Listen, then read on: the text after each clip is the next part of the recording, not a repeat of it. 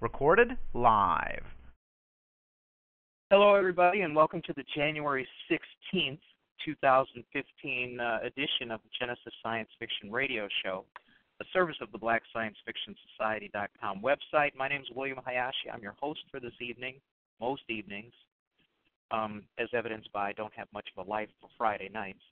And tonight's special guest is Sherard Jackson, who is someone Jarvis was acquainted with, and actually, you live near him, don't you, Sherard? Yes, I do. Yeah. So I live in Nashville. Yeah, and Sherard is an artist. He's a comic book creator. He's an illustrator. Obviously, he's a storyteller and a very, very good artist. So welcome to the show, and thank you for being here. Thank you for having me, William. It's a pleasure. Like I said, I don't have much of a life, so doing this thing on Friday. Well, no, I mean, I get to meet some of the coolest creative people, you know, in black science fiction, fantasy, and horror, and running into, you know, these people who I would never, ever otherwise be able to talk to or would have known. This is pretty cool for me, Sherard. So tell us a little bit about, well, you live near Jarvis now. Where did you grow up? I grew up here. Excuse me. I grew up in here in Nashville, Tennessee, born and raised, and I was here for most of my life up until my mid-20s. Then from there, I started moving around a lot. A lot of places that I went, mainly moved for the career. Went to North Carolina, went to Texas, Florida, California. So I was just kind of all over the place. Yeah. No, I mean, when you were growing up, I mean, how early did you know that you were going to, or were you interested in creating your own content, being an artist or whatever part of that creativity manifested itself first? I'd say about 6. Okay. Because of course, when you're in that age, everyone draws and messes around. But it was something that I did at a young age that I just kind of took to.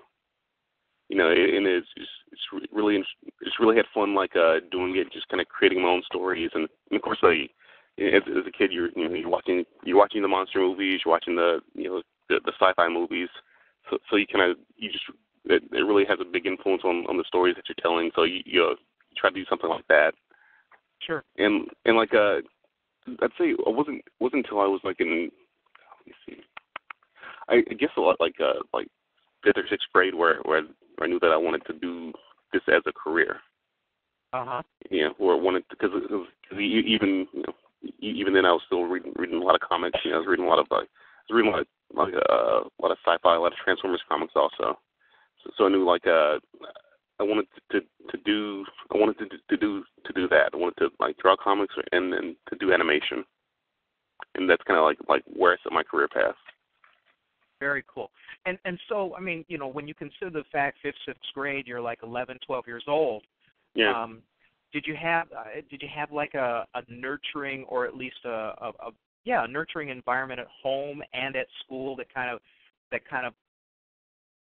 supported that level of creativity? I'd say as far as a nurturing environment, it was more with my friends. With the group that I hung out with. Because right.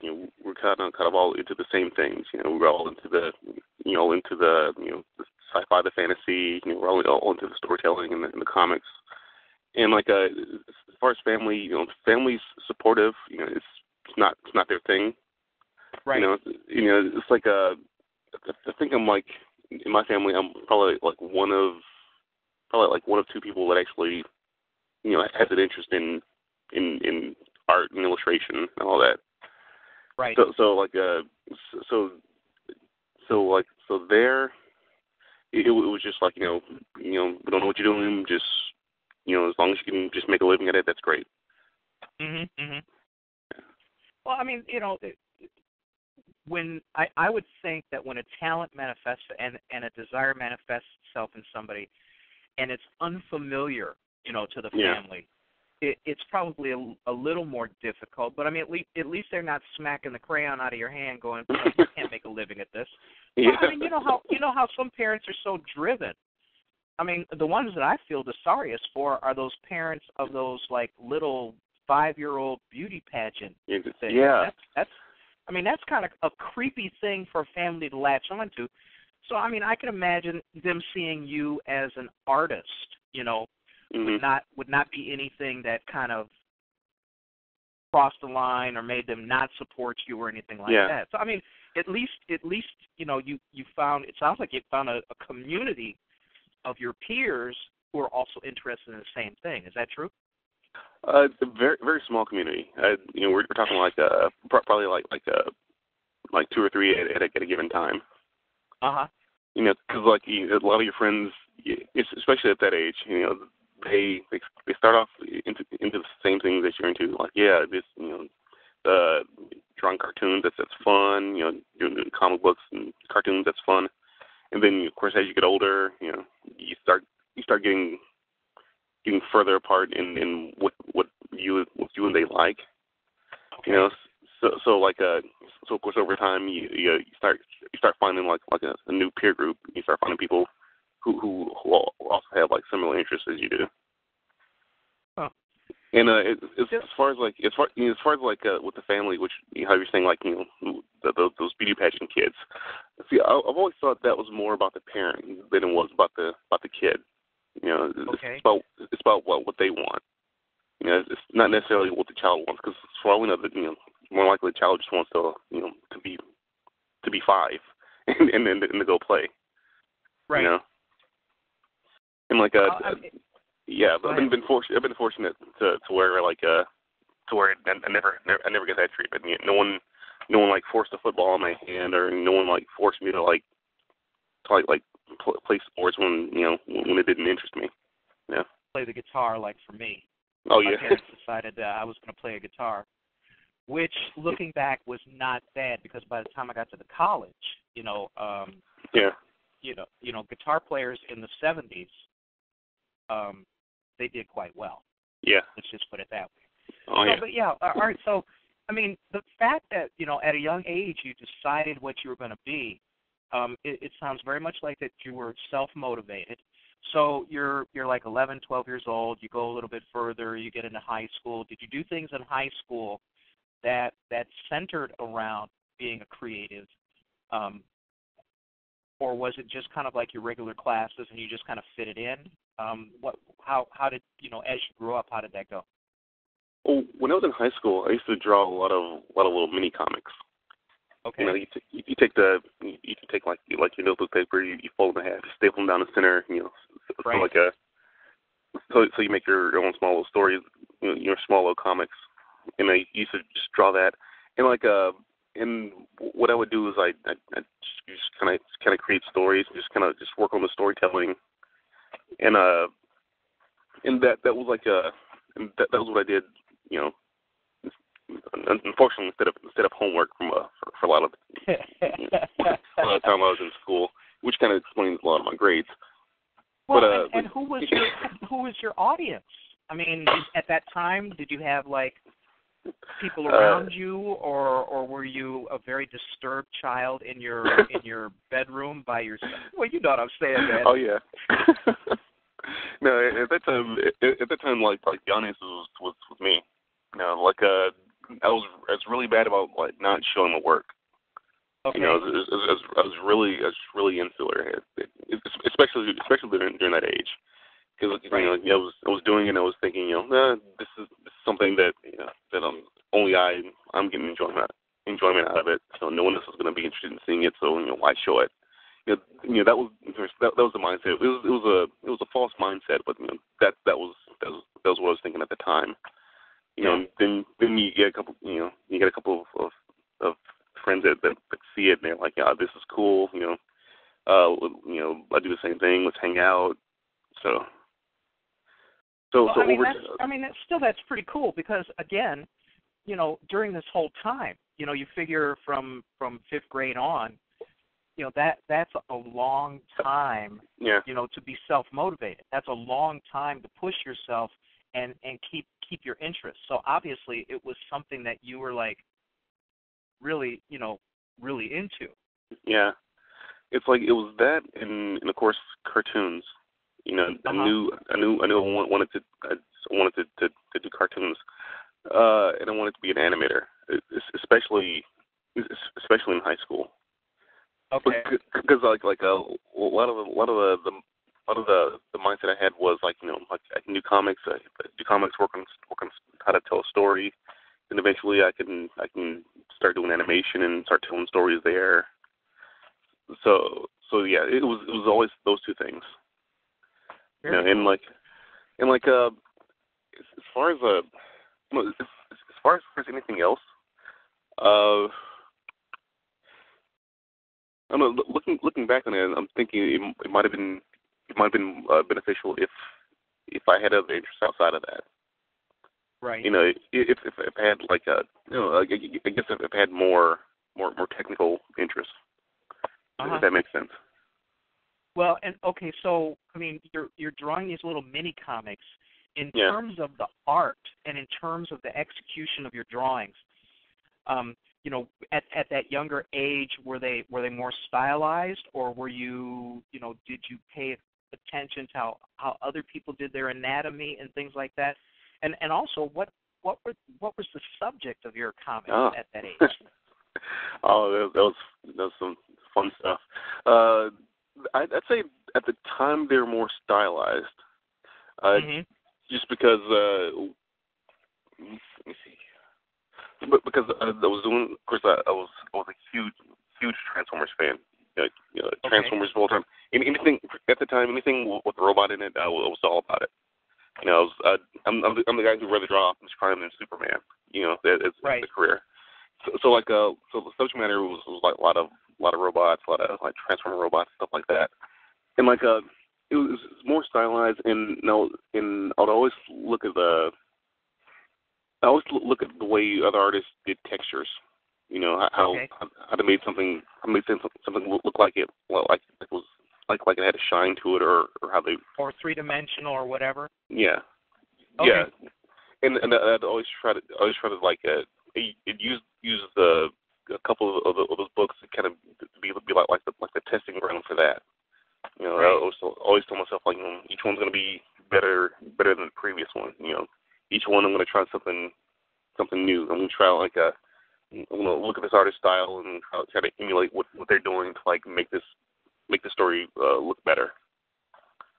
So okay, now you mentioned looking at how other people did it. Were you looking at comics, or were you looking at cartoons, or both, or just anywhere you could get kind of visual stimulation or visual kind of visual stimulation to feed your imagination and also to feed your talent? When I was younger, I was looking more at cartoons. Okay. Of course, I was looking at cartoons, and I was looking at the way how they were moving, in the storytelling beats that they were following, and of course, when I tried to do that in comics, you wind up with like doing pages that have like 20 panels on them because you're trying to follow the same story and action beats. Sure. And as I get a little older, I started to understand that these are two separate storytelling mediums. So I started looking more into comics, to figure out how to tell stories that way. And okay, and oh man, I had a great question and it just left my head. It'll come back to me. Okay, so look, if I was really all that smart, I probably wouldn't be doing a Friday night radio show. Okay, but what I always like about these kinds of stories is that you not only are you self-motivated, but it sounds very much like you were self-taught. Did you take any art classes? When I was younger, I didn't. Not until I was in the 7th grade. Okay. And I think that was like the first time that I had the opportunity to go to to go to like places outside of school, or of course like outside of like basic art class, and actually like meet with other professional artists, meet with other people that are that had successful careers at it, and like get some advice on how to do it. And like of course at the time, you don't really appreciate what the person's telling you, and you don't really appreciate the time that they're dedicating to trying to get you to learn some of what they know. So I didn't take full advantage of it at the time. Of course, like now, like I'm taking advantage of it as much as I can. Well, I mean, at that age, you probably also don't have much of a situational awareness of all of the facets that make one a great artist. Yeah, not at all. I would imagine at that age, you just want to draw. You want to draw. Yeah. You want to imitate. You want to work on, ooh, look how he made that shiny chrome surface, or things like that. Yeah. But the part B of that is, you started doing your own comics. You started putting together your own stories. What kind of storyteller were you, and where did those stories come from? I always loved just the big the big action adventure, the big epic stories. So like I always try to emulate that. Okay. So I always try to do that, and of course I always try to like you're doing your little comics, and you have all like hundreds of characters running around in them. So you always try to to do what you see in the movies, to where you have these action adventure beats, then you have like these character moments.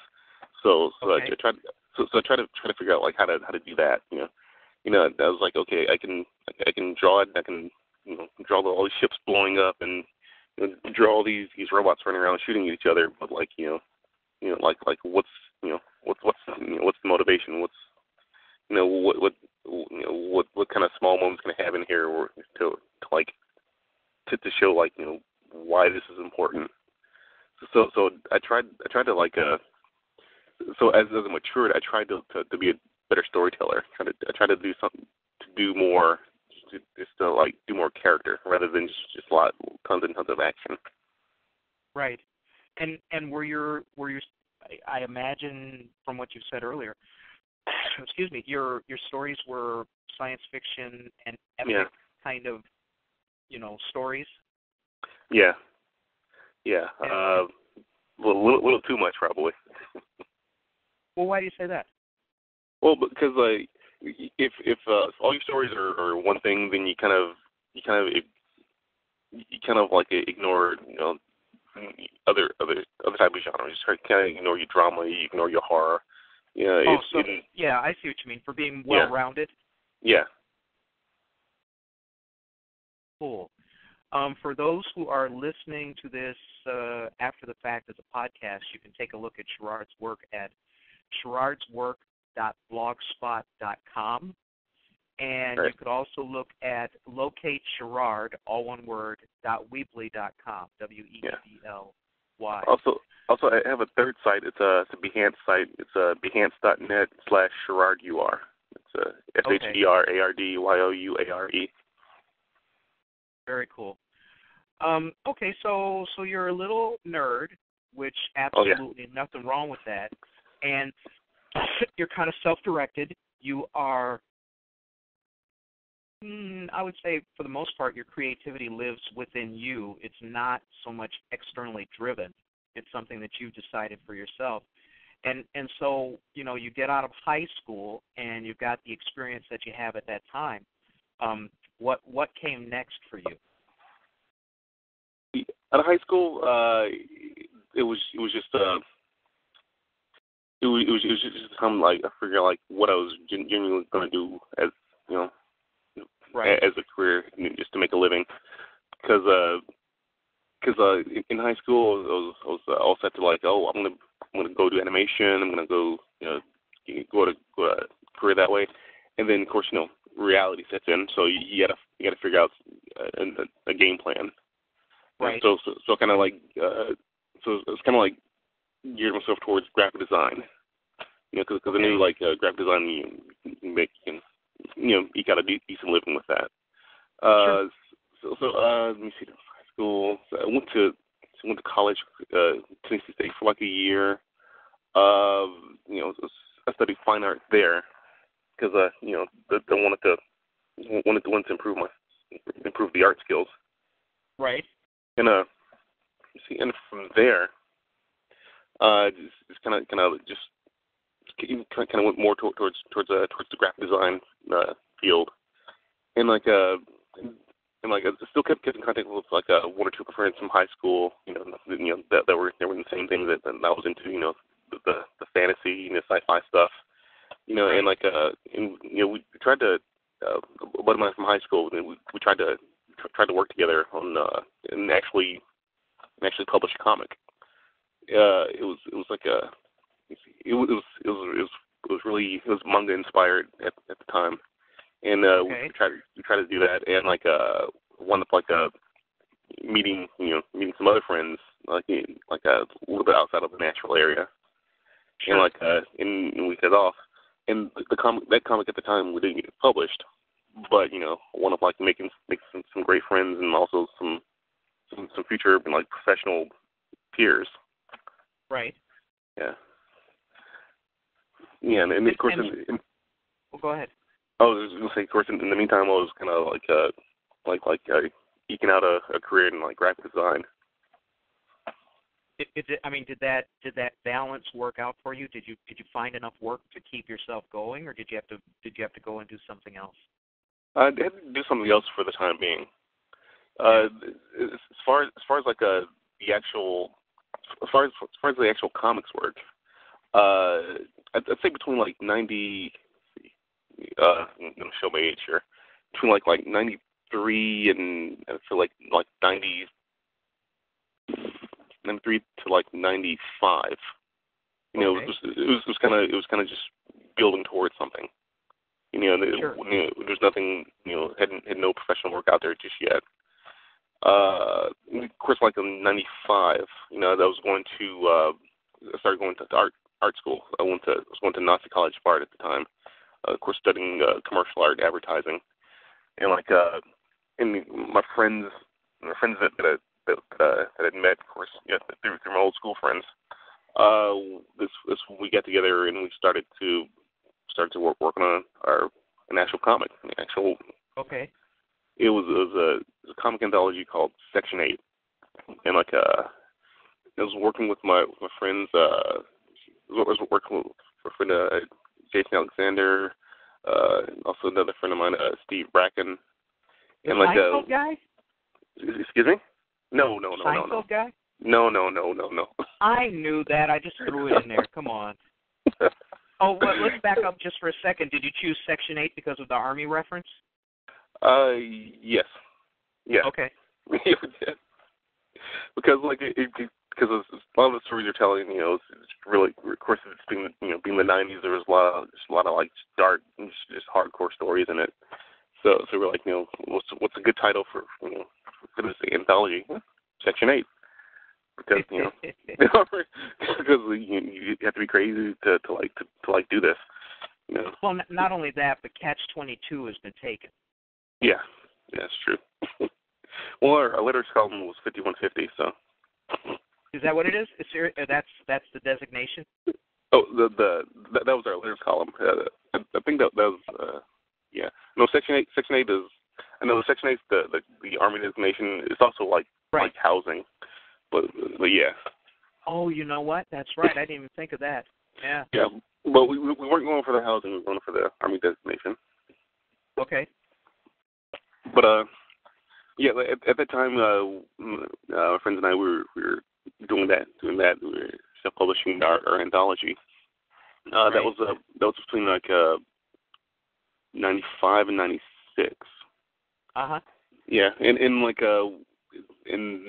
was around the time where we're getting our stuff together, and it's just, and it's such a weird feeling seeing, when you see your first comic on the stands, or right. and, absolutely, yeah.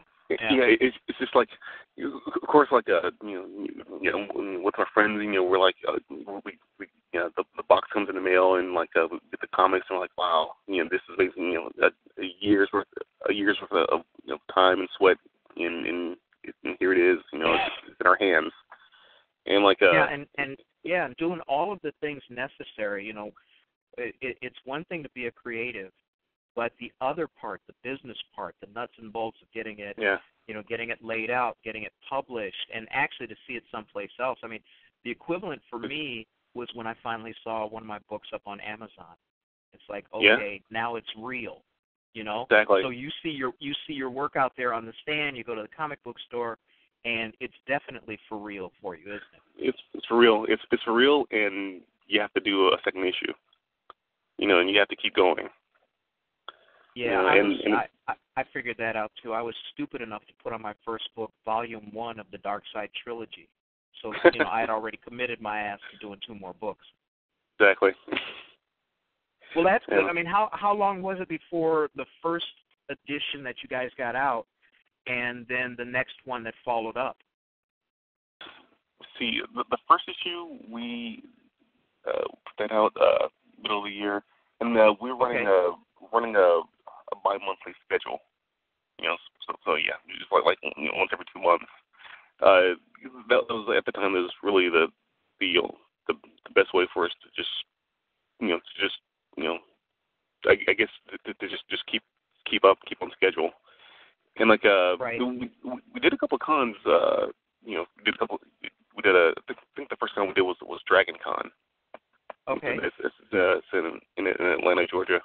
And we did a couple of cons local. I believe we did Chicago also, but we just kind of like just doing our thing, getting out there, like making new contacts, making new creative contacts, right. And like of course we get 1 or 2 freelance gigs out of that during that time, and like it was good for about a year. And then of course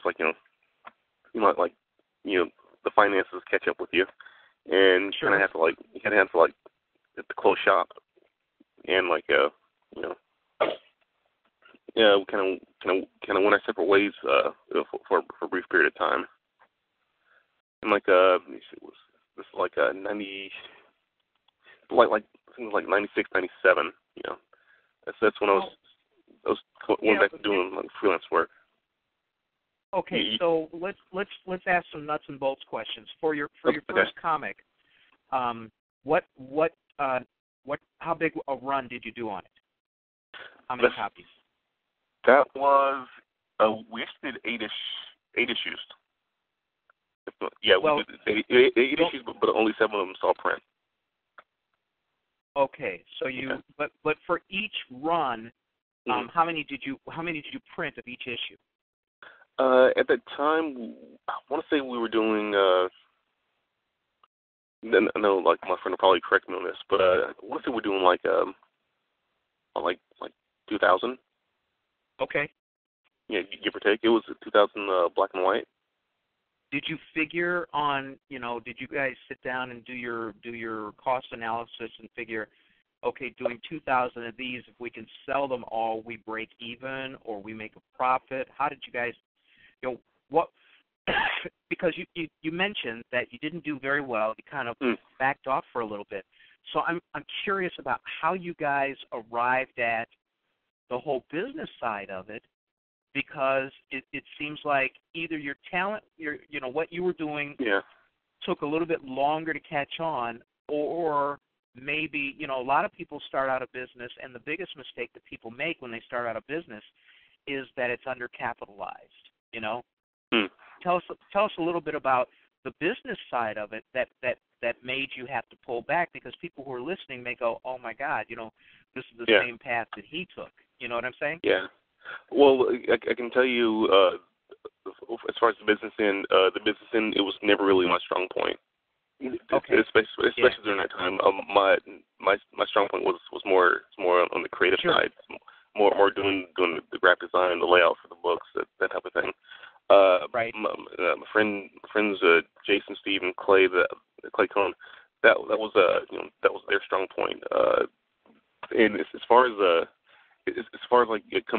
the proper number and the print run.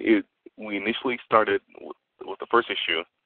We knew we had to get an ad in previews, because that ad was I want to say that was like $750 at the time. So we knew we had to get money to advertise in the previews.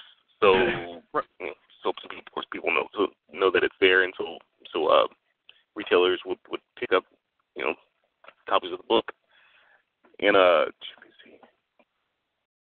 and also we kind of like supplement the cost of the book by selling T-shirts and doing shows. Sure. We had a we had like a few dozen shirts that we sold to kind of like to help pay for the cost of the printing.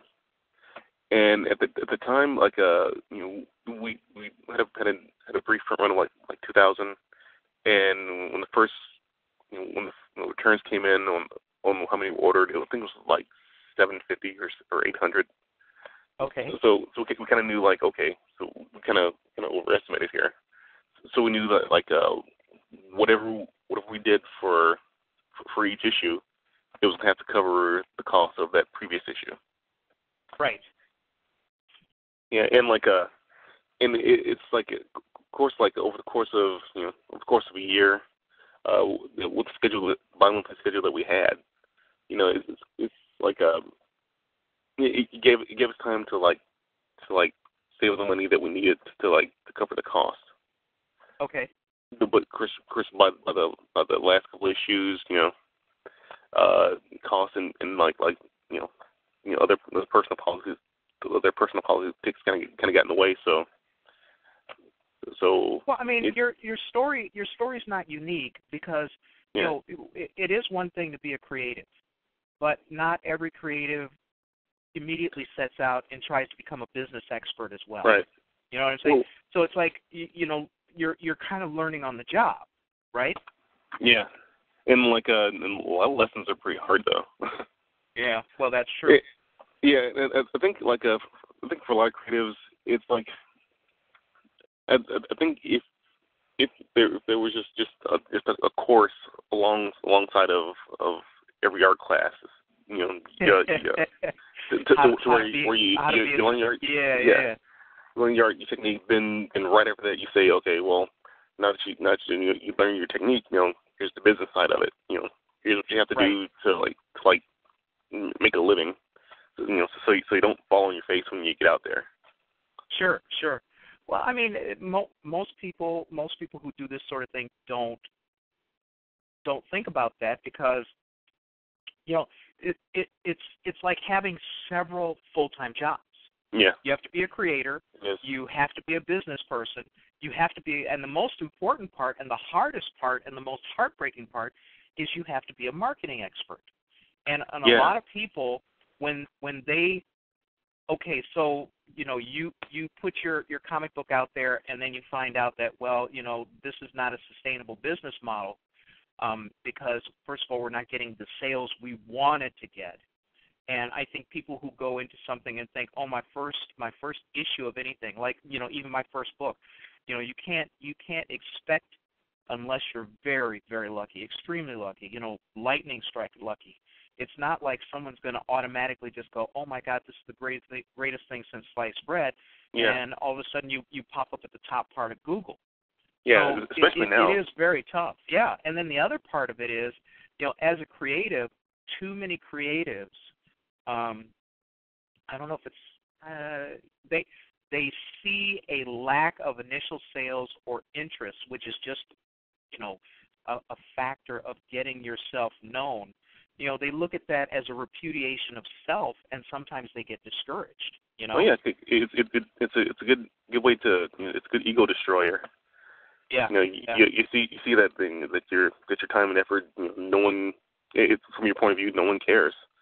So Sure. It's like, if no one cares, then you start thinking in the back of your mind, why am I doing this?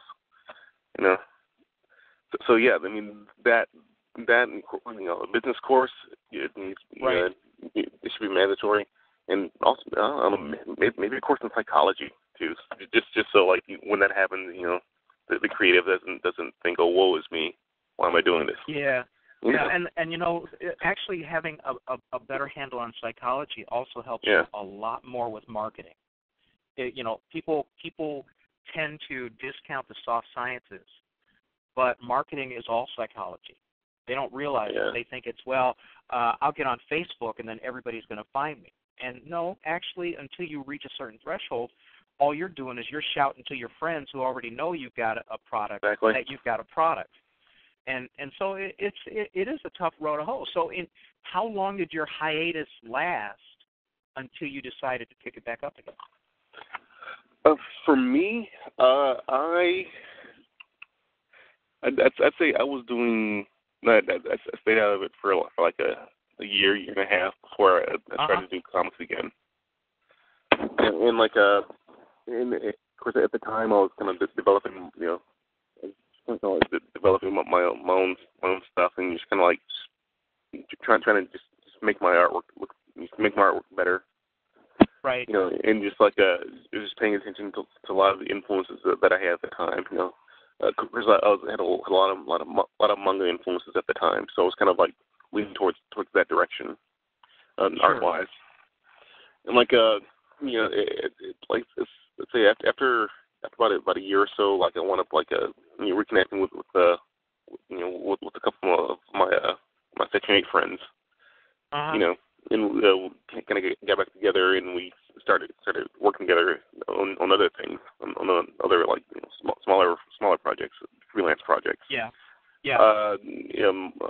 My buddy Jason, he went on. He was doing his own thing. Started doing a book called Empty Zone. And some other friends, they they started doing their own freelance projects. And in the time I was just developing my style and my comics with one of my high school friends, and we were trying to pitch new material, going to cons and showing work, saying, hey, this is what I'm working on, these are the books that I want to try to do, and I'd say from 98, 99, that's when I started developing a particular a sci-fi comic and character that was this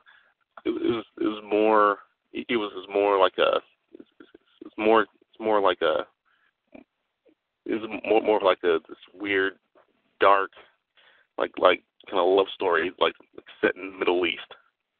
It was just something, with this weird looking robot character.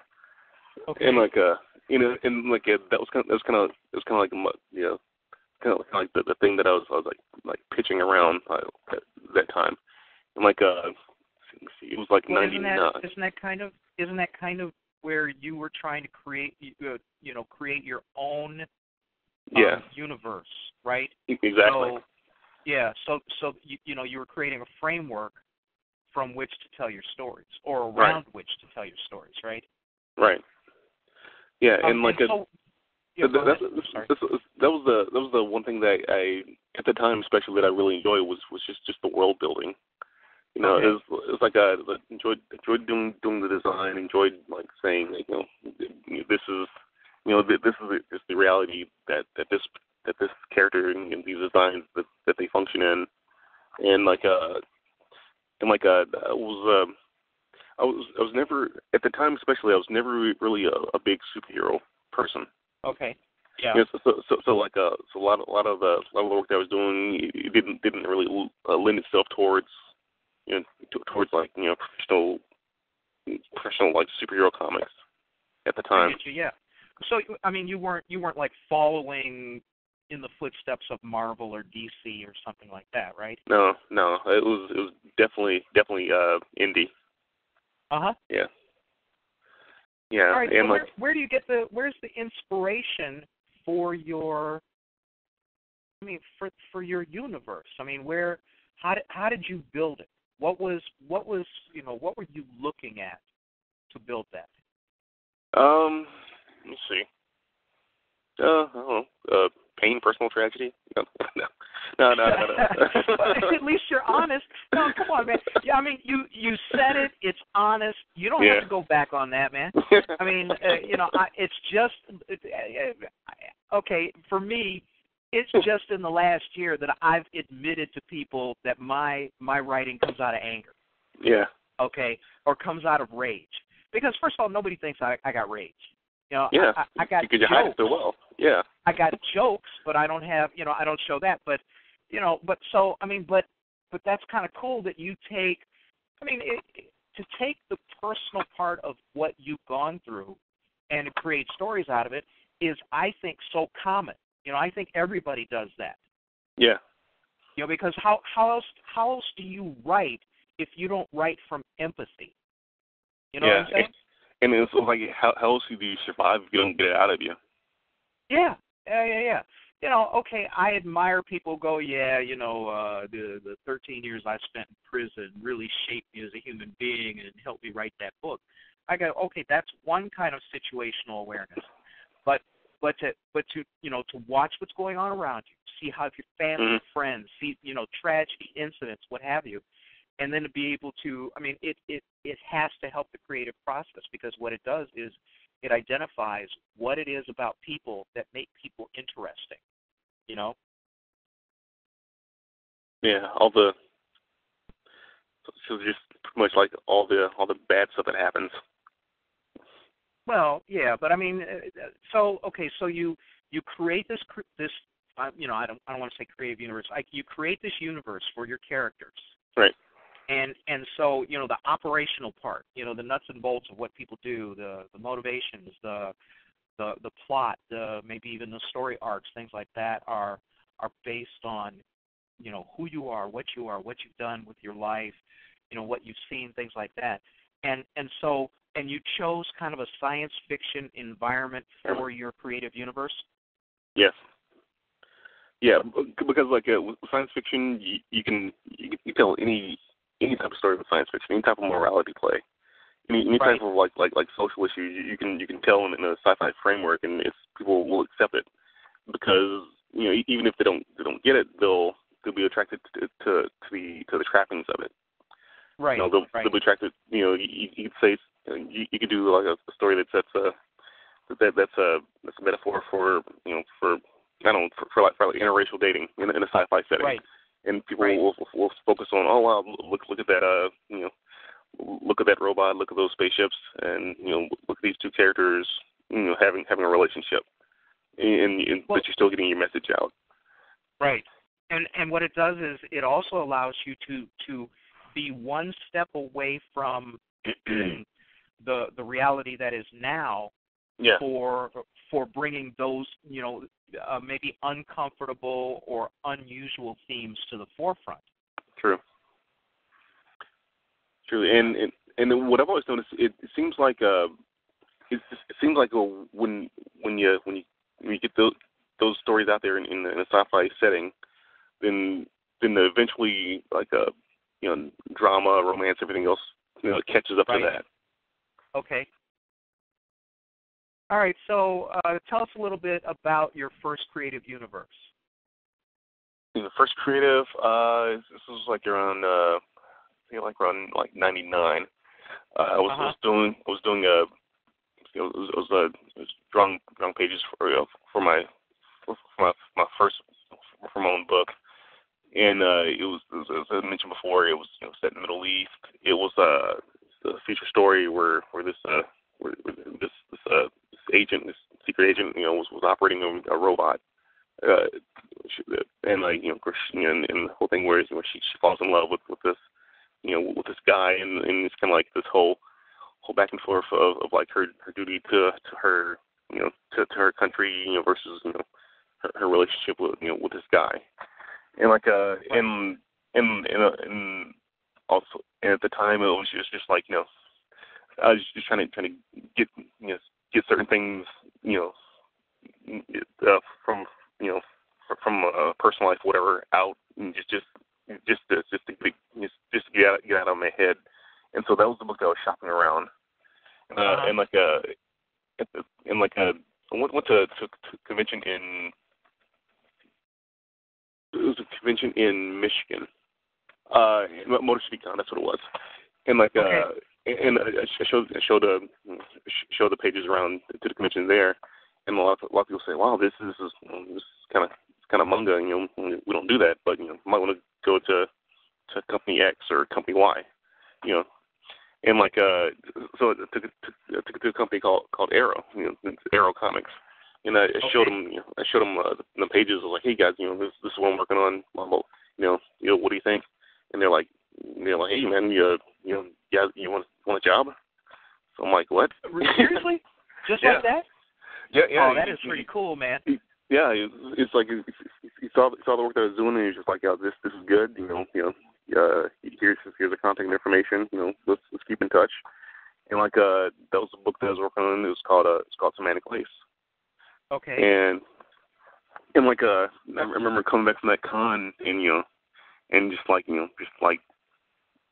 big smile on my face, you know. I was like, well, of course. Wow. I mean, what did you have to feel bad about, you know? Yeah, exactly. Because I was like, because at the time I was just like, this is, no one's gonna want to read this weird, this weird story that especially that's set, weird sure. trappings, weird setting, and like I was like, okay, so I was like, wow, yeah, I have a publisher that's interested in it, so I was like, oh, okay, so now I have to get to work. I got the first issue done, so I have to get issues 2, 3, and 4 done. So that was 99. Of course, the following year is the 2000, and like I was with Arrow at the time, and they printed the first issue of Lace. And like I remember when that issue when it first get printed, was back at the Motor City Con the following year. Right. This was like early 2000, and I remember like I had a table. I was at a table at the con, and like the book was literally being shipped from the printing company like to the con because it wasn't really ready yet. Right. So like so for like the first hour I was at that show, it's like I had no books in front of me. I had an empty table. I was like, oh, okay. So this is how the new career starts. All right. But it was cool because the printer, they actually came to the con and gave me a box of books, and so I laid them on the table. And of the course of that weekend, I almost sold out of them. Right. Yeah. Here, let me just give people who are listening to this who may be in your same situation. Right. Here's how you turn that negative into a positive. First of all, if you go to a con, go ahead and have the foam board that you mount your cover on, and then put it on an easel. Yeah. Just bring those, and then when you have no books, have a really nice sign that says "First run sold out. Second run will be here shortly." Ooh, I'm gonna try that. Yeah. See? Marketing, dude, marketing.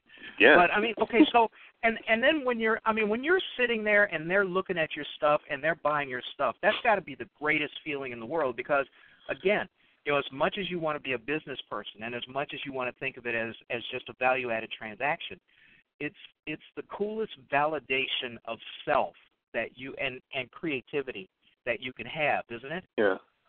It is, and also when someone like looks at your work and they tell you that their own story and they tell you what their personal connection is to it. Right. So like even on that level that you connect with somebody. Yeah. I remember like a couple years after after I'd been published for a while. Like this was around like 2004. And like I remember, there was this one woman. She came up to me. She'd seen my work. She'd seen my Semantic Lace work. Of course, at the time, I was doing like a how-to book on robots. And like and she mentioned, she said like she wanted like my stuff in particular because she started telling me about how she had this accident and how she had to have a plate placed into her head. Okay. And she was saying like ever since in, she kind of felt, she felt like this part of her that was kind of artificial. So that's kind of like why she was attracted to this particular Lace character, because that character was she was operating a robot with her mind, so there was some artificiality there. And I just remember her telling me this, and I was like, oh, that's it's amazing that like that this is the connection that I have with this person now. Right. That the work that I did kind of brought that out, brought that out from them. Well, that's pretty cool. Now, I mean, yeah.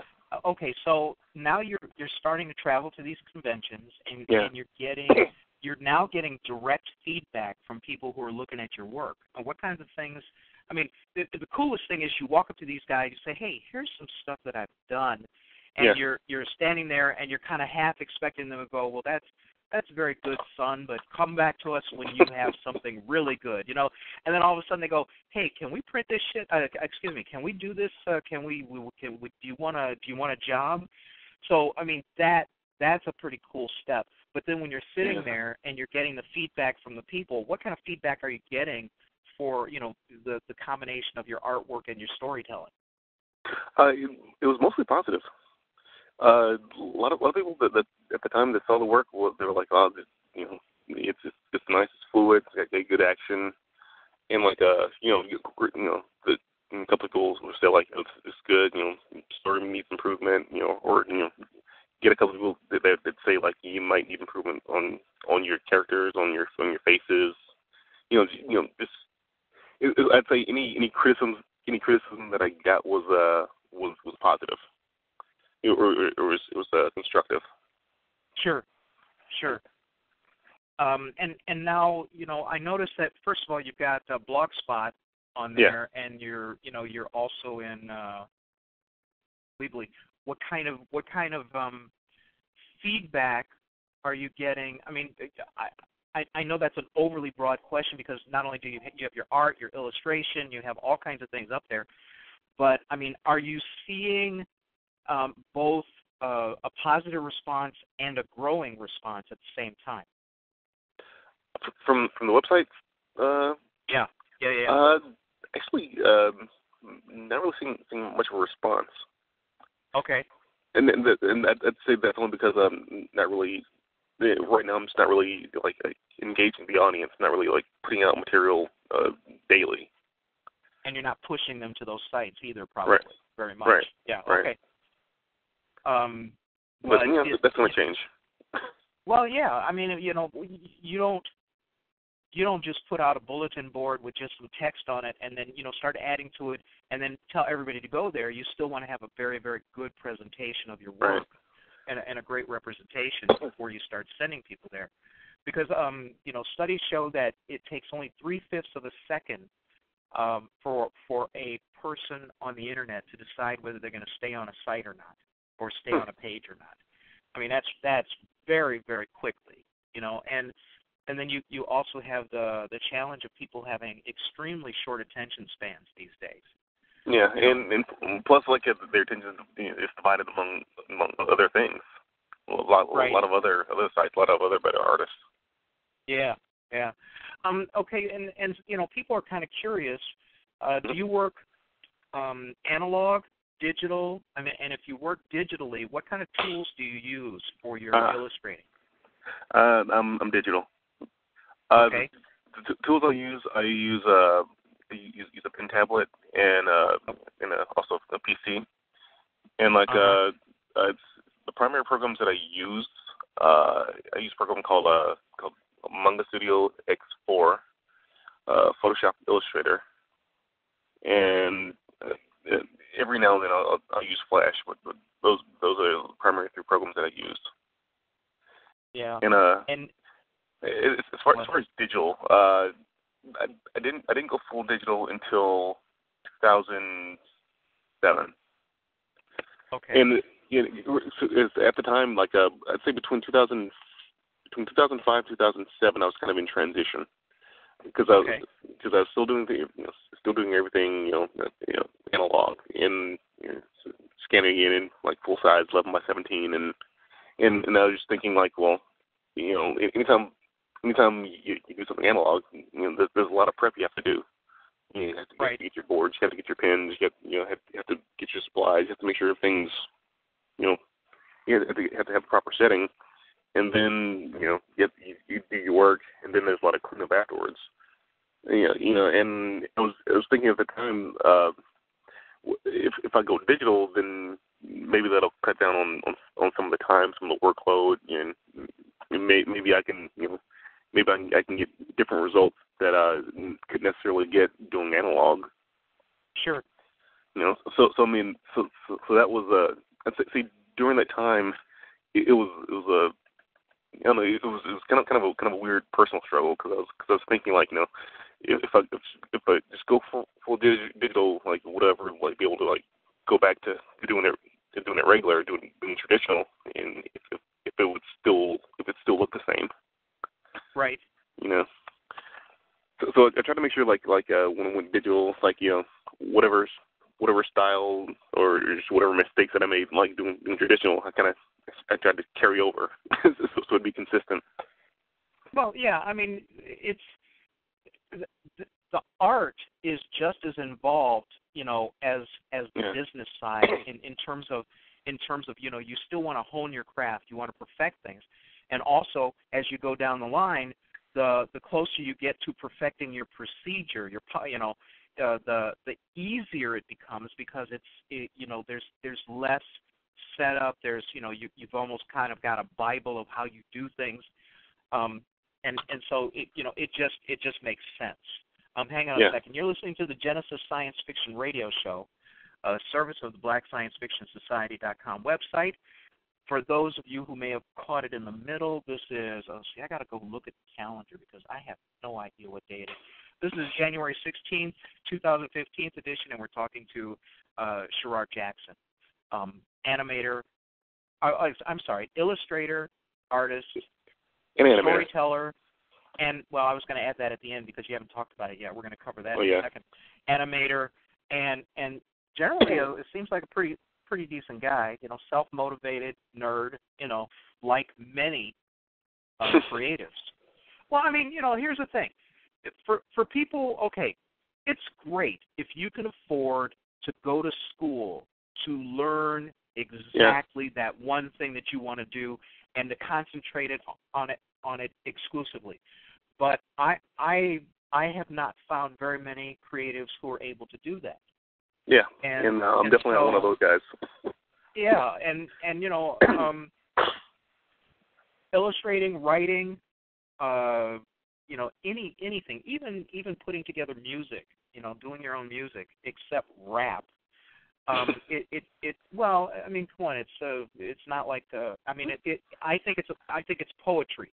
I think it's definitely a poetry art form, but I am not convinced that rap is an enduring musical, scholarly musical art form. But, people are going to argue with me about that. Yeah. But the thing is when you sit down at 11 years old, you decide that you're going to be an artist, and you're going to make comics, and you're going to tell stories, and you're going to do this, you're going to do that. And then the first time you pop over to somebody who's doing it full time, they go, hey, you want a job? That there is a level of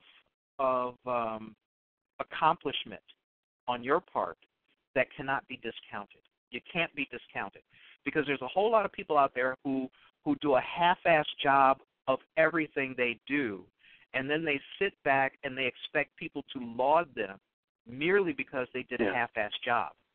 And it's the people who really take the time, those who study anatomy, those who go, you know what, I don't know enough about this, so I have to learn more. Or they pick up a new piece of software and they go, let me go to YouTube, see what other people have done with it so that I can learn how to do it better.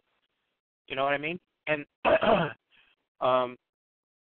so, you being self-motivated is something that people should take note of because it's not something that very many people do. With being self-motivated, it's really, it's also important to stay that way because all it takes is for you to stumble just once, and then you find yourself having to press the reset button. You find yourself you find yourself out of briefly out of a career to like to where no one no one remembers your work, so you have to like fight that much harder to get back to where you were. Well, most creatives say that the learning process and the skill process is a never-ending process. It's true. They learn things and they keep learning things and they learn new things. And I think the low end part. There's the 80-20 rule: 80% this, 20% that. Right. 80% is honing your skills, but 20% is learning your tools. Because if you're not facile with your tools, no matter what kind of imagination you have, you're probably not going to achieve much, or you're not going to achieve well. So you're what you said about the continuing education is so important. For you, where do you think where do you see yourself continuing to have to learn? I mean, are there parts where you think you might be a little bit weaker than you would like to be? Yeah. For me, I'm definitely gonna have to like improve on the business end. Definitely have to improve on the self promotion. Right. Art-wise, it's just the standard stuff.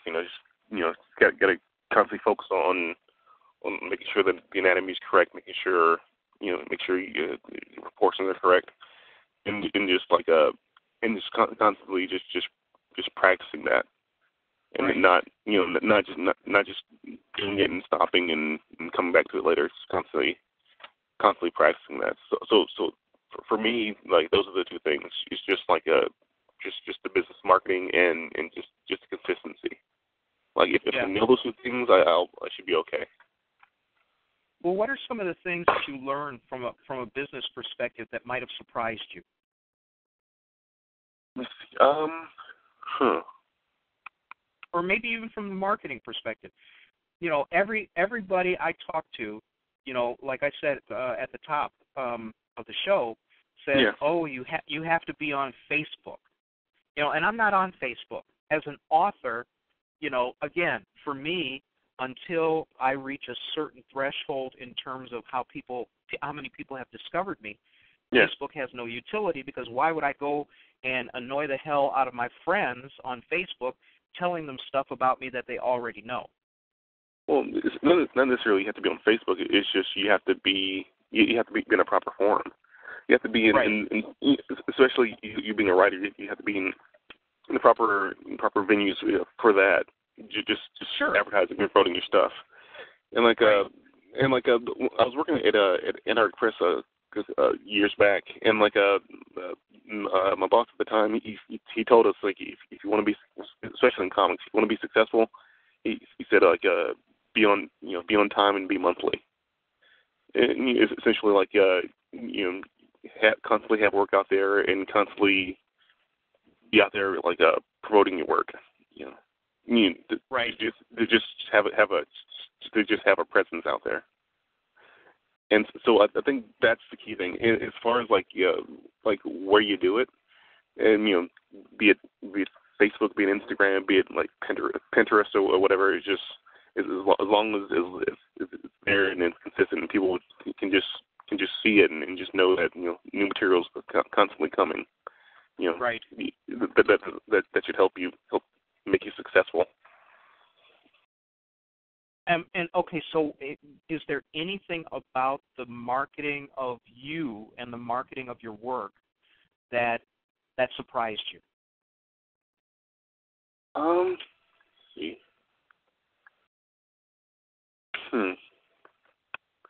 Do you mean as far as successes or losses? Or? Well, I mean, okay, for me,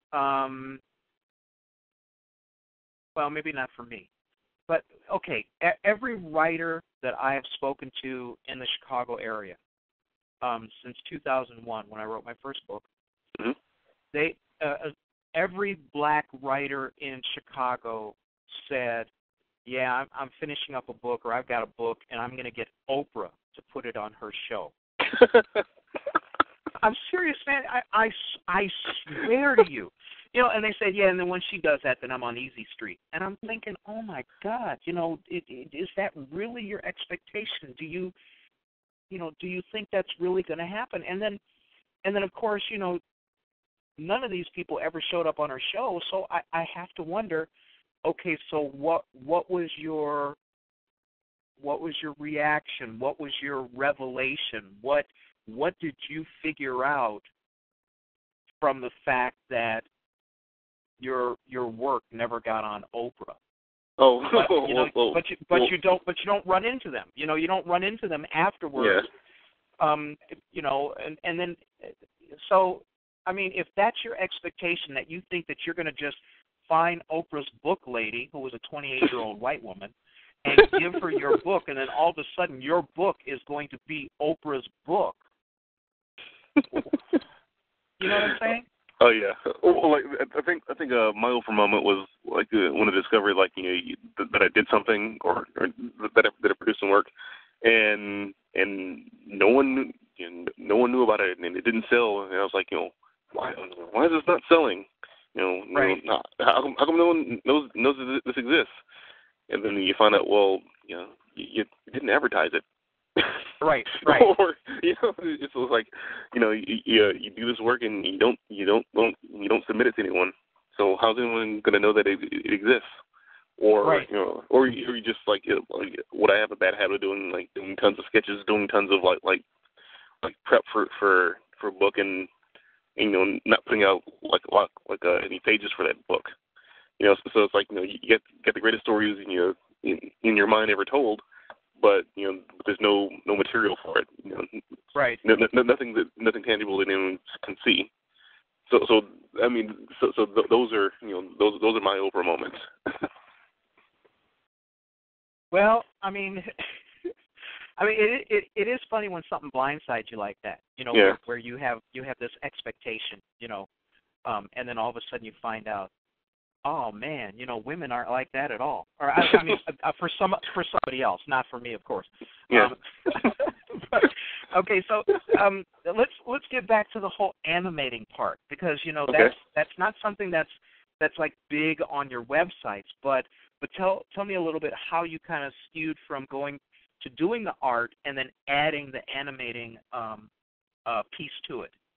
The animation came along in 2004. At the time, I was working at Antarctic Press. I was doing comics with them, and I was doing some how-to books also. And one of the old studio mates there, right. He went on. He'd been becoming an animator in Austin, and he'd come back to the studio every now and then. And he kind of mentioned that, like, hey, you know, we need some animators, you know, here in Austin. You get any artists that'd be interested in learning, you know, how to do motion pictures. I'm like, it was me and another artist.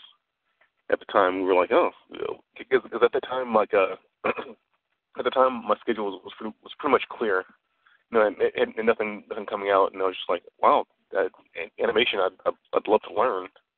You know, sure. so kind of hooked up with him and the guys in Austin, and moved down there in 2004, and this one started working on a movie called Scanner Darkly. Yes.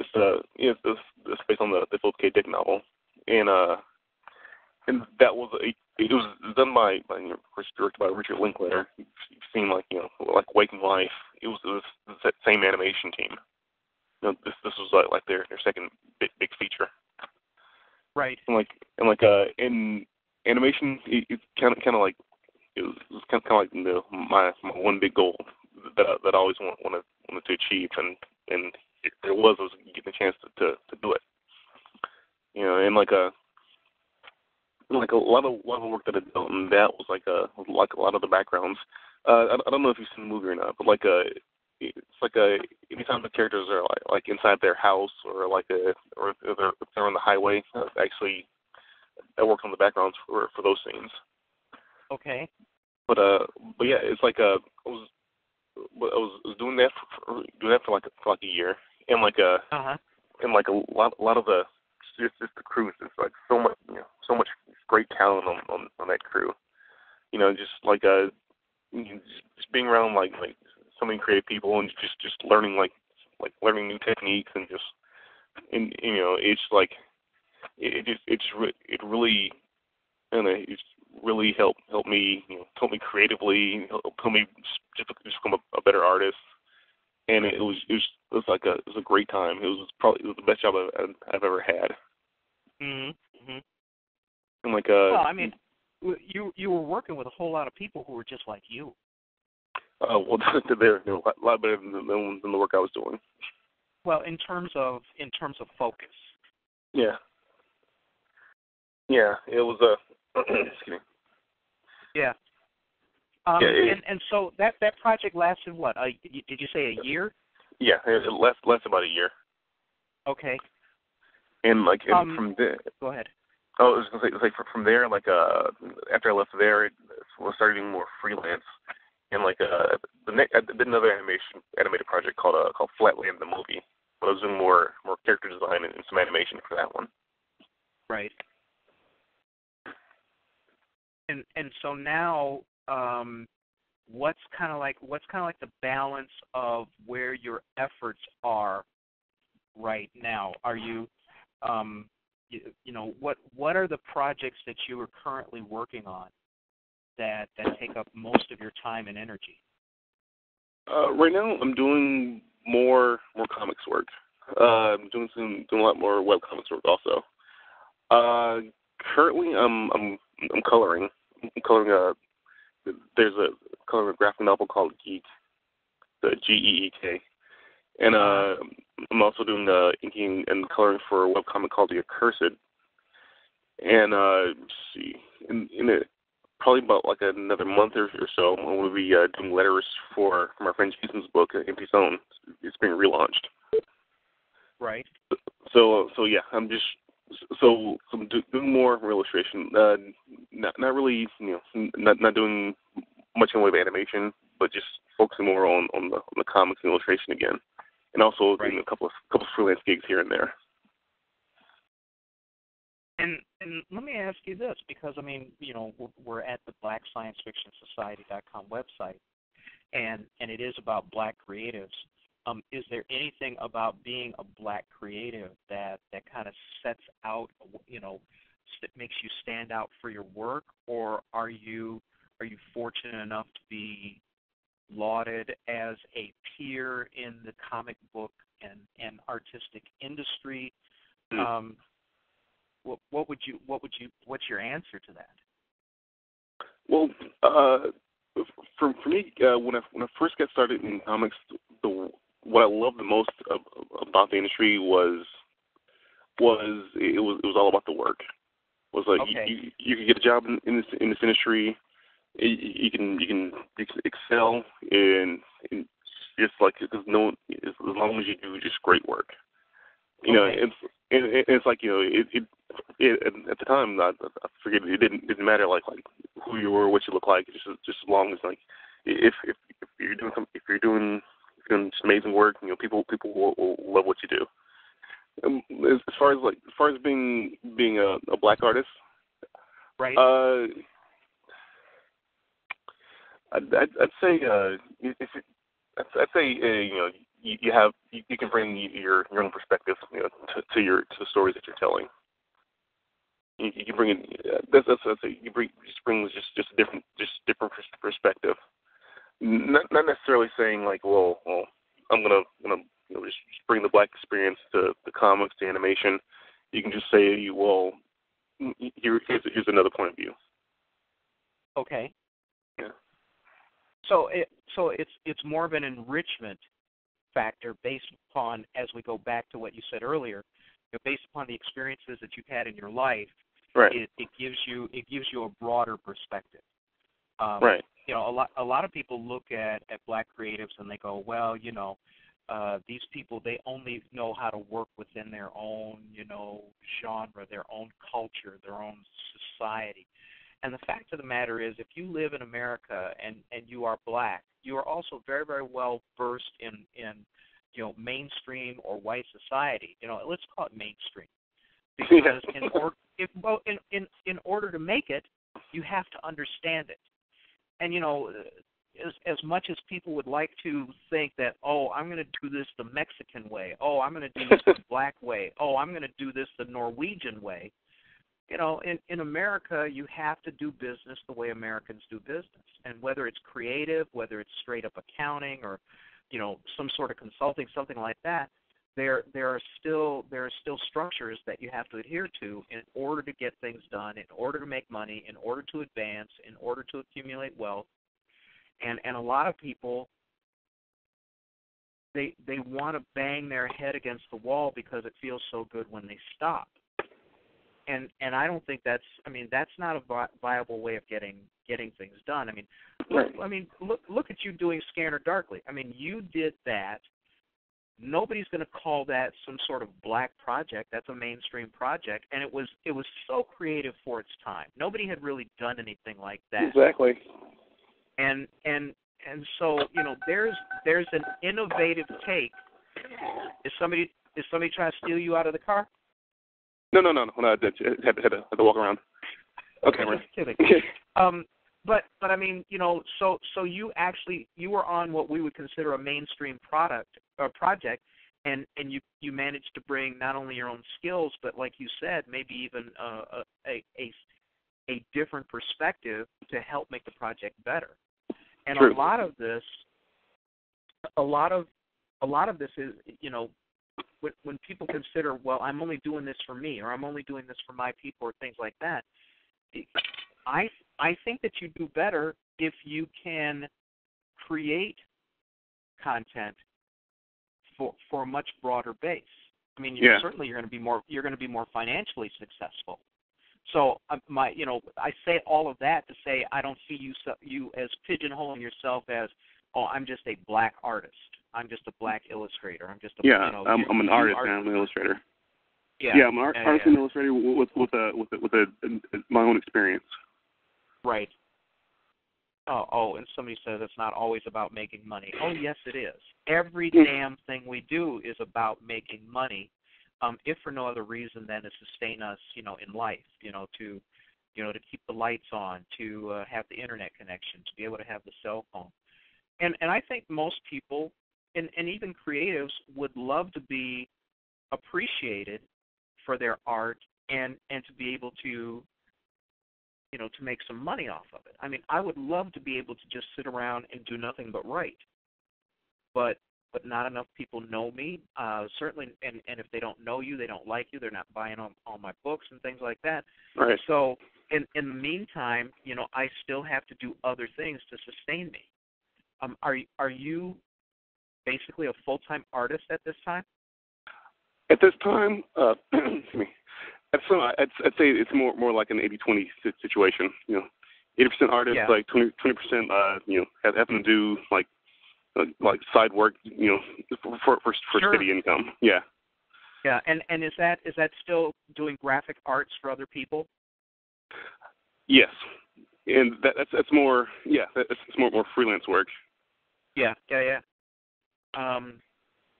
In your perfect world, I would imagine that you would be able to work on all of your own work and then even branch out further because you would have more time and energy to do it, right? Yeah. In my perfect world, I'd say in my perfect world, I want to get back to where I was a couple years ago, but with more, but with the knowledge and experience that I have now. Right. Because I believe like if I get back to where I was, let's say like 10 years ago, where I was doing this exclusively. Sure. With the knowledge and experience that I have now, I can do a better job at maintaining it. Yeah. So that's the goal. Like getting there, like maintaining it and just excelling from it. Yeah. Now you mentioned, you mentioned early on that you have you worked with your very, very small circle of friends when you started out in high school and things like that. Do you collaborate well with other people, or are you are you kind of a singular artist for your own creative universe? I'm a little singular. Maybe a little too singular for my own good. And is it because it's your baby and nobody knows how to take care of your baby like you do, or is it just that you haven't run into the situation where a collaboration would have worked out? Well, I've collaborated on the other projects before, and I'd say, and the thing is, like half those projects they kind of fell through. You know, yeah. it's just because, like, you know, just whatever the situation was at the given time. But when it comes to my own thing, it's like that, you know, something like a semantic lace, you know, that's my own thing. That's what I know. And it's like sorry, I had to get back to the car. And it's just like you know, it just in the back of my mind, I'm kind of really hesitant to release that to anyone else. Right. Yeah, it's like because like, especially when something like that where you're so close to it, and you figure like no one else is going to get the subtle nuances of the story of the character, and it's like I mean it's bad in the sense of like, you know, if you're not really collaborating, you're not really getting anyone else's creative input. So like so that can, I mean, I think that can be harmful in the long run. But you know, but that's kind of like what I know. If it's a joint project, something, you know, something that I'm doing like character design for, or something that I'm adding, you know, right, adding, doing some story concepts for, then yeah, I mean that it's a little easier to let go of because, you know, because I'm not so close to it. So well. And you know, I know you had kind of an uncomfortable laugh there, but the few people who I have interviewed who have had successful collaborations have expressed how lucky they were to find somebody who saw that vision, and not only did they see it, but they brought something to it that made them happy that they were able to work with somebody else. But you know, when you still have to have, you know, ownership and pride and a little proprietary feeling toward your own intellectual property. You don't want somebody who, you don't want to be somebody who goes, oh, you know, oh, we need to have something like the Marvel universe in order to be successful, or, you know, they copy the latest trends. I mean, look at Hollywood. Hollywood is so risk averse. You probably won't see anything creative come out of there for a long, long time. And usually when you do, it's something that was very, very creative, and then, you know, they just picked up the distribution on it just so that they could pee on it and make it partly theirs. Yeah, well, and also, like, when you're talking Hollywood, you're talking like millions, hundreds of millions of dollars. You know, it's like you're going to be very risk averse. Oh, absolutely. Yeah, you don't want to spend $100 million on a movie that you know, only 27 people really thought it was great. It is a huge, huge, huge business. As a matter of fact, it's one of the only two export industries in America that makes money. You know, we have defense, we have weapon systems, and we have entertainment. You know, so it used to be cigarettes was the third one. Yeah, it used to be tobacco was the third one, but people have caught up. Yeah. So I mean, that's a whole industry where people are very protective of their intellectual property. What have you run into a situation where you have seen somebody's work that you could just tell right off the bat was derivative of yours? Oh man, I wish that happened. A derivative of mine? No. Well, it's a double-edged sword. I mean, you know, if you did, it's flattering because obviously somebody thinks that they can make money off of kind of your concepts. But then on the other hand, you know, nobody wants to see that because if you have to chase after somebody, it's a very expensive endeavor. Yeah. Well, that and of course it's like if they were influenced by you and they're more successful than you, then that means like that means nobody want to see that. That means you kind of slip somewhere. Hey, they just made $10 million off Howard the Duck. You know, that's sort of thing. That could be heartbreaking, right? Yeah. All right, so, you know, you've got your comics. You know, you are an animator, okay, and you're obviously a good hired gun. You know, you're somebody who brings value to when you're added to a project. When you think about the fact that you want to keep your intellectual property well controlled by yourself, are you still narrowly focused on the works that you have now, or do you have other projects, other creative universes that you think over the next 5-10 years you're going to be branching out at, or are you just going to wait and see what happens? I have other universes that I'm working on. Right now, I'm working on one with my friend Shonda De Pasquale. We're doing a book called Galaxy Girls. It's primarily his concept. I'm doing I'm doing the artwork for it, and that we did that as a Kickstarter last year. But we wound up getting a publisher, so we're going to relaunch it as a webcomic my summer of this year. And so that's a collaboration that's working. It's working well. Right. And I got a few more projects of my own that I want to, they're kind of on the back burner now, but I want to pursue them possibly like end of this year or next year. Mhm. And again, these are all things that they're in your mind, and they're going to be a singular project just for you. Right. Well, actually, these other ones, I'll probably look for help on those. Yeah. Because they're more just IPs that it's not really it's something that I have, but something I'm not just wholly attached to. Yeah. So like someone else's input on some of these other projects would be very beneficial. Well, I mean, time will tell to see how that works out. I interviewed a pair, and because I'm old and I can't remember, I have what is that, CRS disease? I can't remember what. There's a very, very successful collaboration of two people in different countries who have never met. And the thing about the internet is it's a great leveler in terms of being able to work with people who, prior to its advent, you never would have been able to work with unless you moved into the same house as they lived in. That's true. We share the same studio, and that's the good thing about the times we live in now. It's just you can be on the other side of the world from someone, and you can still do amazing work. Right. Excuse me. Tell us a little bit about. Let's go back to your the 80-20 rule about you do 20% of your work is creative and 80% is business. Yes, you do pick up work for other people.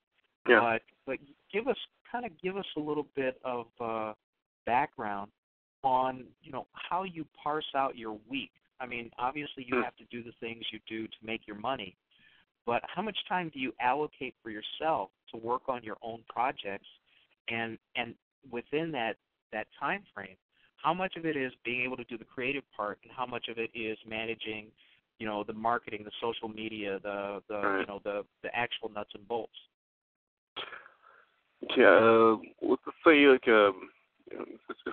course it varies each day. So let's just say I have like 5 to 6 hours to be creative, to do the work, to do what I need to do. And it's 5 or 6 hours extra. Of course, out of the time you might spend like 4 hours, actually drawing, actually coloring, actually doing whatever. And of course, the other 2 hours is when you're, when you're doing pickups. It's when you're doing, so when you're emailing, you're talking to your contacts. So of course that's, like I said, time varies, but that's an average day. Right. So I try to so whenever I do have the available time, I try to make sure that I'm getting as much done as I can. Mhm. And now for your more creative time, when you're really in your own zone, are you like a morning person or a night person? Oh, night person. Yeah, I'm a big night person. And is it because it's quiet? There's people are not tugging at you. You don't have to answer the phones and things like that, which is a lot of creatives are like that. Yeah, exactly. It's like you're doing the work at night. No one else is up. You're really so you can just focus on what it is that you're doing. Right. And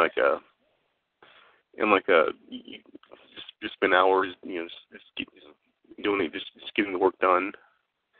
And as far as doing anything in the day, that I can. It's just a lot more distractions. Well, and it's also more conducive to doing business because everybody else is up and doing business. Yeah. So I mean, it's kind of a natural dichotomy. But then you go around the clock, and like I said, for me, when I'm in full-on creative mode, it's like a part-time job. I treat it like a part-time job, which means I get things done. What kind of tricks or what kind of things do you do to make sure the creative part does get the kind of attention it needs? Try to get rid of all the distractions.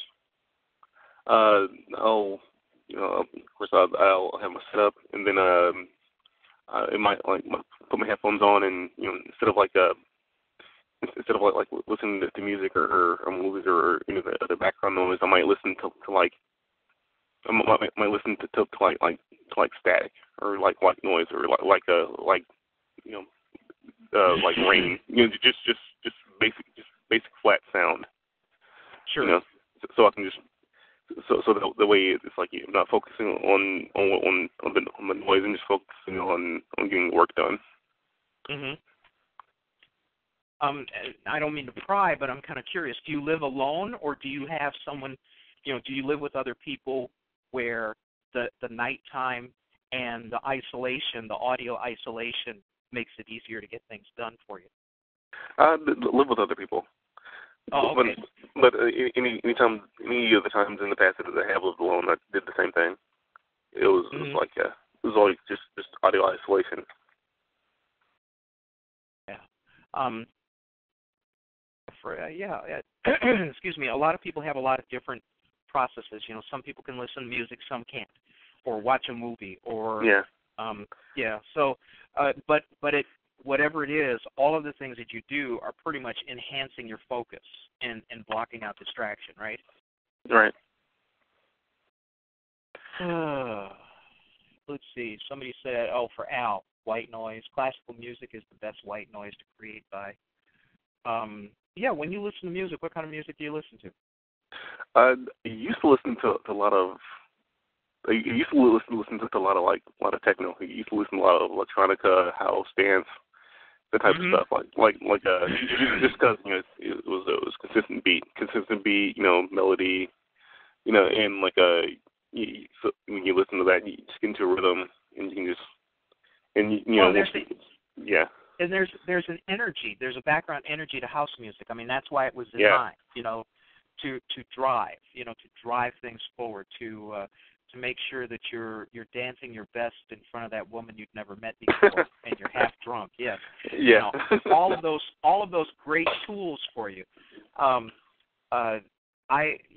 Music is good. I first started writing the music, and then now I write to movies because I don't know. I got a bunch of screens here, and I got to fill them up with something. Well, when you're writing the movies, how do you keep from getting distracted with the dialogue that you're hearing versus what you're writing? I think the movie becomes white noise for me. Okay, and then if I've seen the movie before, then my hindbrain knows what the action is. But if I'm very, very tired, I will find myself inserting words from the dialogue from the movie, and then I know it's time to quit. Either go back to music, or just I'm too tired to quit. But movies, classic TV shows, I've got gigs of old TV shows, The Outer Limits, Twilight Zone. stuff like that. But I think everybody's process is different. You know, there's some people, oh, you know, I have to have my cat on my lap, or oh, I need, you know, I need to have this tea and these kind of cookies. But I think what it boils down to is the process that feeds one best. You know, so. Mine's not the best, but I do know that I can write a 500-page book in 6 months. Wow! So the process works for me. Yeah. It took me a long time to find that out. You know, it took me a long time to figure out what it was. And I think music is best. I like movies just because I'm distracted by them. But classic R&B music from the 60s and 70s, you know, that's probably before most people who listen to this show were born. Yeah. But that's the music I grew up with. And I will contend that the 60s was probably one of the most creative periods of music that the world ever saw. You know, you don't get a Sylvester Stone, a Sly and the Family Stones. Oh, yeah. You won't get that today. You just won't. You know, the culture, the society is just not like that. So, I mean, that's kind of cool too, because it divorces me from things that are going on today. Okay. You know, by listening to music that old. I'm sorry, what were you going to say? No, I was going to say, like, I read somewhere that music back in, of course, 60s and 70s, you know, it was so, especially pop music, it was so good because, you know, record companies had to get good musicians, because, you know, music videos didn't exist back then. You know, also music videos and also other entertainment outlets didn't exist to showcase, you know, the artist as a person or as a performer outside of the music. You know, right. You like nowadays you can showcase someone's antics and the music can be bad, but they'll still get press. Whereas back then, the music had to be good, because, you know, that's where the company was going to make their money. Well, and you know, it also wasn't so stratified back then. Remember, now you listen to a radio station now, and everything you listen to is programmed to be similar. Yeah, you know, yeah. You don't get the same kind of variety. I mean, you know, you in the 60s you could listen to a radio station and you could have the Mamas and the Papas right after the Temptations. Right. You know, and that would never happen. I apologize for those people who don't know who either of those bands are, but shame on you. Yeah, they're probably like, what? Yeah, exactly. Who? And so, yeah, it's different today. I mean, radio, and remember, radio is designed to feed you commercials, not music. Yeah, right.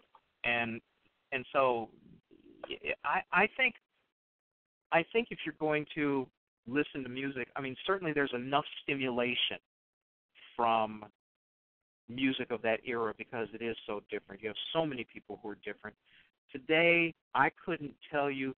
I mean, I know there's someone named Adele. I know that there's a Taylor Swift. I know all of these people. But man, if you put me in a room and you were no, I wouldn't know. And I think I'm hoping that that's not just the fact that I'm old, because you know when you get older, you like, well, no, I mean you go back to what's familiar. Yeah. We have people now who do what you do, who consider the music of the 90s the greatest music ever made, which just goes to show you how how wrong they are, because you know, but everybody's got their they call it, what did they call it? They called it milk music. You know, the sop music, the music that you grew up with. But I think that anything that creates your most potent environment to write, to draw, to ink, to even produce music, to do whatever you do, you know, everybody has to find their own method of doing that. There's a ton of ways to do that. So there is no right and no wrong. You know, I used to have people complain, or not complain, but they would argue over, man, I don't know how you could create to that. You know, because that's just noise to me. And well, it's noise to them. But what they said was the essence of what what it is that makes music, movies, art, a very, very personal experience. I've never met two people who had exactly the same taste in music, or two people who liked the exact same impressionists in art, things like that. So for you, when you get to the point where you have to, maybe think about a collaboration, do you think you're going to be able to do a long distance thing, or you got a lot of creatives in your area, fortunately. Maybe not as many as a New York or a San Francisco, but still, when you think in terms of having to share a creative creation, I don't mean that to be redundant, but you know what I'm saying. If you're putting together your creative universe and you're accepting input from somebody else, do you think you're going to be able to do that long distance? And even that's a misnomer, because with Skype, with Hangouts, with things like that, you can actually be in a conversation with somebody and see the nuance of their face and things like that. Right. How well are you in communicating like that? Actually, I kind of prefer long distance. Because, because it's a correspondence. It's a back and forth. You can do your part of the story. And get that done. And say here you go. Take a look at this, and they can get back to you within later that day, or a day or two after. And it's pretty much like a back and forth. You don't have someone. No one. I don't have to have someone in the same room with me, saying let's get this done, as opposed to having someone across the across the country that I can just send something to. And a lot of the jobs that I've had, I'd say in the last couple of years, have been through email. Has been through just basic back and forth, and kind of just collaborate, and just to get it done, and I mean for me it works. I don't need to be to be in the same office with someone to get the work done. Mhm. And the other thing is, it sounds like you're also picking up a little bit more of travel, going to some of these conventions and things like that. That also kind of it gives you more face time and exposure to other creatives in your arena, especially comic creators and things like that. How many cons do you think you might be going to this year? Let me see. I'm gonna try to do 4 at least. I know I want to do San Diego. I want to try to check out C2E2. I want to try to check out that one. And let me see. I'd like to try to do Mid Ohio Con. I haven't done that one in years. So I'd like to try to do that one again. And maybe something a little closer to home. Not necessarily Dragon Con. Maybe something around that area. Right. So I mean, that's just I want to try to do 4. Just to, especially now since we have more work coming out. And just want to get back into the routine of showcasing the work. And then of course next year maybe do more than 4. Right. Well, one thing that I would like to ask you to do, which helps out our community at BlackScienceFictionSociety.com, is when you're going to make an appearance at a convention, please post it up in the events part of the events calendar, because if somebody is nearby and they check out the events calendar and they think that, look, Sherard is going to be in Atlanta, blah, blah, blah, I'm going to be in Atlanta, or they may even be going to the same show, and this way they go to look you up, because it's, you don't always get the most up-to-date information about who's going to be there. Okay. And then Jarvis wants you, when you go to these cons, have some selfies taken and stuff like that, and post them up at the site. because that not only generates excitement, but it shows people who you are, so they'll recognize you. Because according to some of my white friends, we all look alike. But seriously, being able to do that, I'm having my first literature fest, and I posted it up. I don't know who's going to be in Tallahassee, near the end of the February, but yeah, it'll be kind of cool for me to meet people who I've only either spoken to like this or have seen online and chatted with. So, I mean, it just increases your exposure to a very supportive community because, obviously people who are black creatives who hang around BSFS are your peers. You know what I'm saying? Yeah. Okay. Yeah. Next the next couple cons, I'll have to definitely have to post like when and where I'm going to be. Yeah. So, I mean, do you travel well? Do you like visiting these cons? Do you is the whole thing kind of exciting to you, or are you doing it more in the service of being able to do that marketing part for the business? Well, I used to travel to a lot of cons, like a lot more like 10 years ago, and like I used to love it. I used to love going to to different city, different state. And especially the recurring cons, to the San Diego, to the mega cons, right? Because it's like you start seeing your friends there. So on one end it's like you're going there for business, to sell your wares, but on the other end it's like you're seeing your friends again. Right. You're seeing your friends again, and you're seeing what they're up to, and like and you get to hang out again, so it's kind of like a little reunion. And haven't had the opportunity to do it a lot in the last couple of years. Like the last con I went to was was a Los Angeles con like earlier this year. Okay. And even then that was more like to just kind of like to just like scout the scenes, see what's going on, to like talk to a couple of editors, here and there.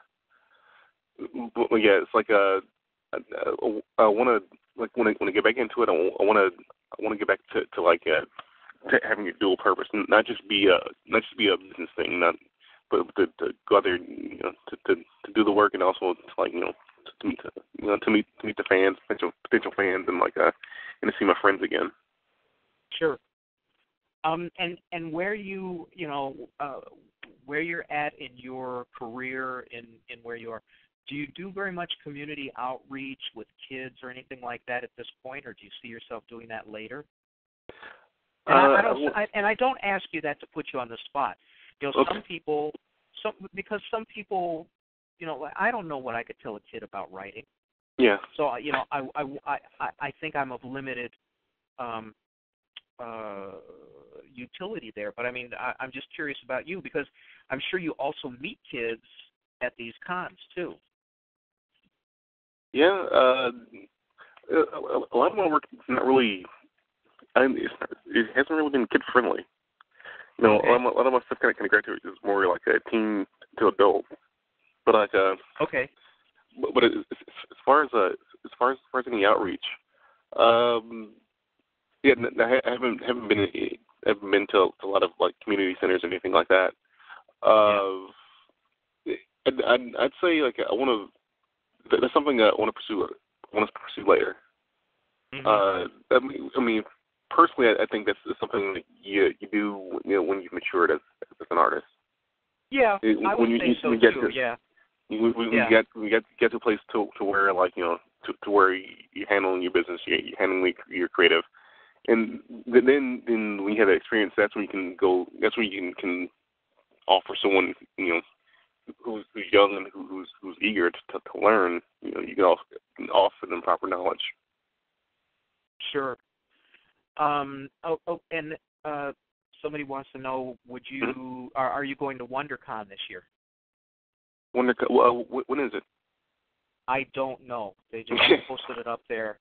Look, man, I'm dumb as a box of rocks. So I got CRS. So okay. I'm not sure. I could probably do the Google thing here. It's April 3rd. April 3rd, and where is it, James? April 3rd to the 5th. Okay. And it may be in Wonderland. I have no idea where it is. Wonderland. Isn't that a California con? It could very well be. And okay. I think C2E2. Let me see. That's Chicago. Because you said you might be coming here. If you do that, let's have lunch. Seriously. Oh, okay, I'll get the butter. Oh, it's in Anaheim. The WonderCon is in Anaheim, California. Yeah. Oh, yeah. Unfortunately, that one's in April. Unfortunately, I can't make it to that one. James is doing the hard sell. He says it's in Anaheim, California, near Disneyland. Oh. Yeah. I mean, if I could, I would. Let's see. C2E2 tickets are on sale now, and they don't even have the dates on the front page. But if you said you might come up for one day? Yeah. Cool. Yeah. I'll take you to lunch. Cool. I know the area. It's not far from Chinatown. There's a whole lot of places nearby. And it'd be great to meet you face to face.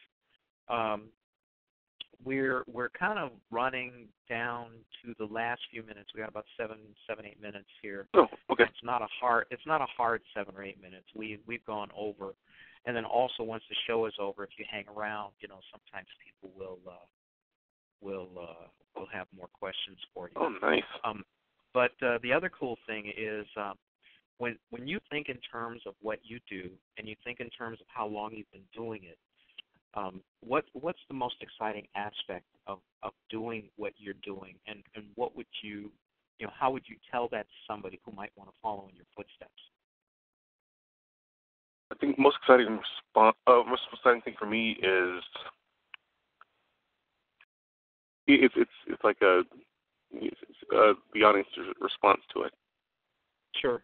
It's like as I was mentioning earlier, the woman with the open story of like how she connected with the work that I was doing. It's like it's stuff like that, and also those moments to where you influence an up-and-coming artist. Right. Like for example, like I did this how-to book. It was on Transformer robots. It was at a Transformers convention, BotCon 2004. And I had a young girl come to me. She heard me. She saw oh, you did a how-to book on robots. I want to learn how to draw robots. And she showed me some of her work. And I was looking at it. I was like, oh, this is good. You might need to improve here, and here. And I was like, I told her, like, when you get a chance, like, stop by the table, and you can check out my book. Which she did, and then, like, the day after that, after she bought it, she was like, hey, I read your book cover to cover, and I started drawing some new work, check this out. And she actually used, like, some of the techniques that I had in the book, and I was just, wow. And it just kind of, that's when it hit me. It's like, wow, I taught someone. I influenced someone's work, like right there and then. Yeah. And then, that was just like the coolest feeling to know, like, like what you do, it has that effect on someone else. Mhm. That and it is kind of cool. Yeah. The few times I've mentioned to somebody, well, not so much what to write, but maybe. The one thing that I like to convey to people is, you may think it's just being creative, but it is kind of a job because, ultimately, I think almost everybody wants to be able to market and sell their work, because I mean, I'm sure there's people who just do it for the sake of doing it, but I don't know very many people who just write books so that they could have manuscripts on their shelf in their room, Yeah, it's like they do it because they need to tell that story, and and they want people to experience that story. Or here in Chicago, they do it because, or they did it because they wanted Oprah to have their book on the show. tell you how many times I heard that. That's funny. And people telling me, you got to get your book to Oprah. And I go, well, Oprah doesn't read anything. What do you mean? I said, well, Oprah has a 28-year-old white woman who was checking out those books. And then near the end there, when Oprah got caught with a couple authors who either, I don't know, they lied or misrepresented. Remember those? I remember that. Yeah. And remember, the original intent of her book club was to bring books to the fore, and expose authors who normally wouldn't have had, that kind of exposure, and bring new people forward. And when she got scared by those couple of authors who reflected badly on her, then she went and chose Charles Dickens. And I'm pretty sure that Charles didn't need any additional marketing on Oprah's behalf to help bring him to the forefront of English-speaking culture.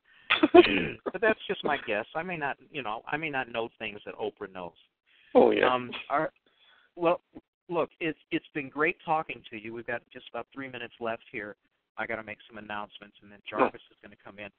But once we stop the recording, hang on, and okay. It's also bait for people who don't listen to this live and want to know all the cool things we talk about after the recording. So it's exciting. Okay.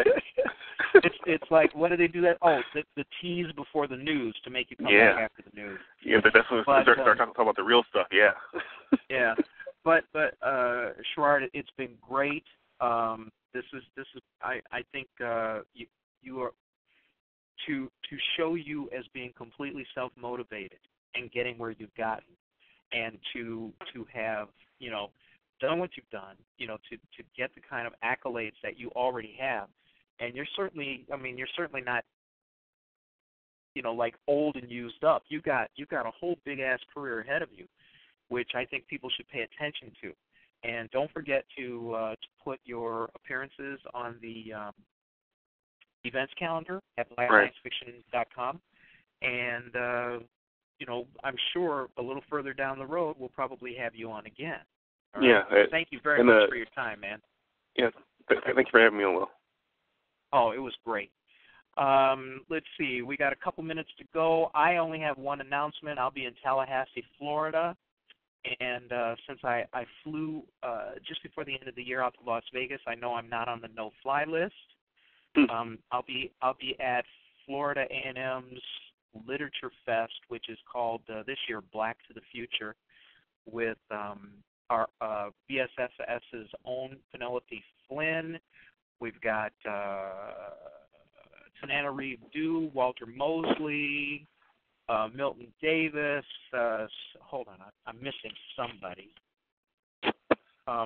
Cerise Murphy will be there, and a host of other people.